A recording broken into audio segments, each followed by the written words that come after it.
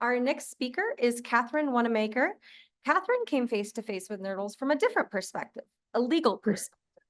She represented the Charleston Waterkeeper and the Coastal Conservation League in a lawsuit against Frontier Logistics, which is a company that exports nurdles.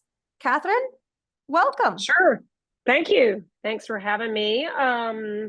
You can go to my first slide, maybe. So I am a senior attorney at the Southern Environmental Law Center in Charleston, South Carolina. Next slide, please.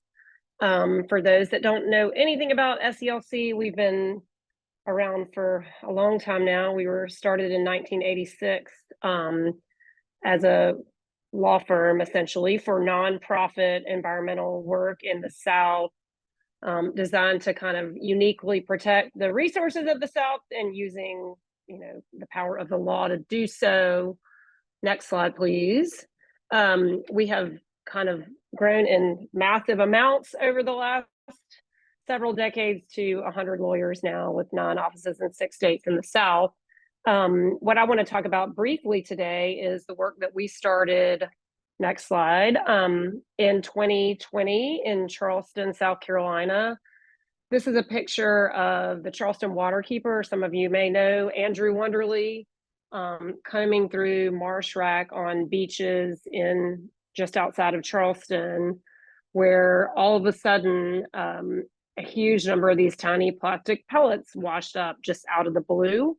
No one was really looking for them, and people started walking their dogs on the beaches and saying, like, what are all these tiny little plastic balls? And so at that point, the state administrative agency was called and they came to look at it, but they basically, did nothing much about this. In Charleston at that time, there was a facility. This is an example, and it's something that I think is common in a lot of port towns, so worth, paying attention to if you are in a city with lots of shipping. There was a facility called Frontier Logistics.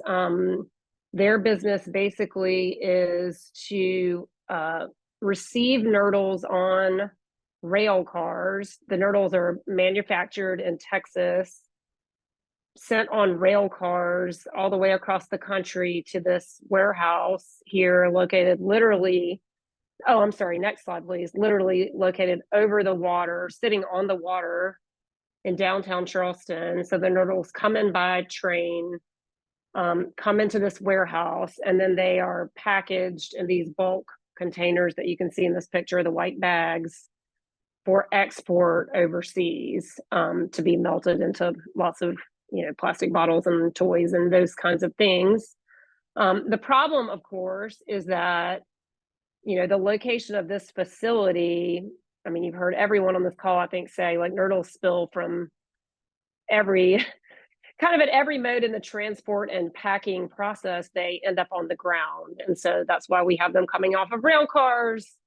The problem here, of course, is the facility was sitting over the water, so anytime a nurdle spilled onto the ground, it ended up being blown by wind or just getting through cracks in the pier here, and all of them ended up in water. And anytime it rained, a very large amount, which is common in Charleston in the summertime, huge numbers of nurdles washed off of this facility. When we first started working on this, we thought, like, well, great, maybe the state will take care of this problem and we won't have to litigate about it. There was no permit for this facility under the Clean Water Act that covered the discharge of nurdles. The state of South Carolina really did nothing, as I mentioned earlier, because there was no permit to enforce, and I'm not sure they would have even if there had been a permit. And so at that point, we undertook a monitoring effort. We sent a notice of our intent to sue, and we undertook a monitoring effort for 25 weeks with the Waterkeeper out sampling every week. We brought in nodal patrol folks from Texas to kind of help us assess how bad the problem was. And you can see, next slide, please. We found that, this was one of the most significant pollution problems anywhere on the East Coast, which was like shocking to us when this was discovered, because there was no manufacturing facility in Charleston. We were just talking about this export facility. Next slide, please.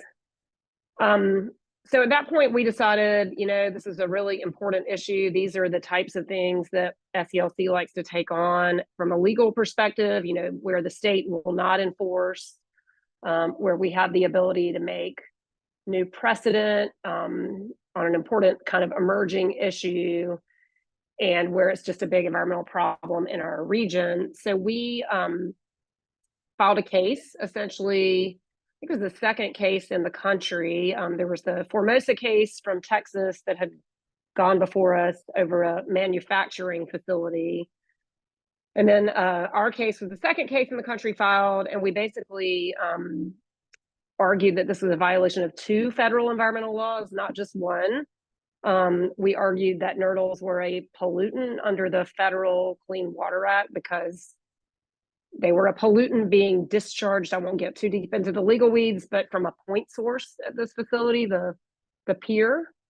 And then we also argued what at the time we thought was a novel claim, but I think was maybe our more important one ultimately, under the Resource Conservation and Recovery Act, RCRA, that nurdles were a solid waste that present an imminent and substantial endangerment to the environment because of all the risk you heard about to turtles and fish and humans ultimately. And so off we went to litigation. It was a pretty hard fought case. We got about a year into the case, and next slide, please.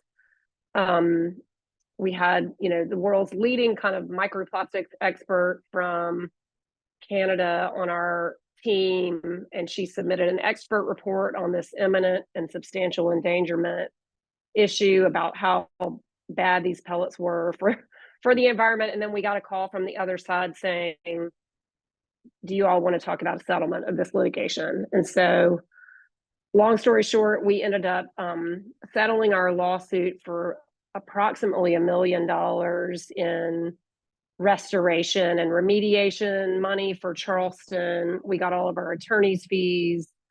And maybe the most important piece that I think is an important, kind of part of this nurdle puzzle, assuming that we can't stop them entirely, we got the facility relocated from the water in Charleston to much further inland and designed in a way such that no nurdle ever hits the ground. And we've been able to do inspections of that facility since the settlement and make sure that's actually the case. So those are kind of my big picture points, Kelly. I just think, this is super interesting work. And from the lawyer's perspective, I expect to see more of this litigation. I think it may take more of this litigation to bolster, some of the congressional efforts and to really tighten down regulation of this industry, which has basically had kind of a free pass from Clean Water Act regulation historically. For sure. Thank you so much, Catherine. I really appreciate that. One thing that I find so interesting in your case is the links that it has with a global plastic supply chain that shows that our problem here is extending across the globe. So I find that yes.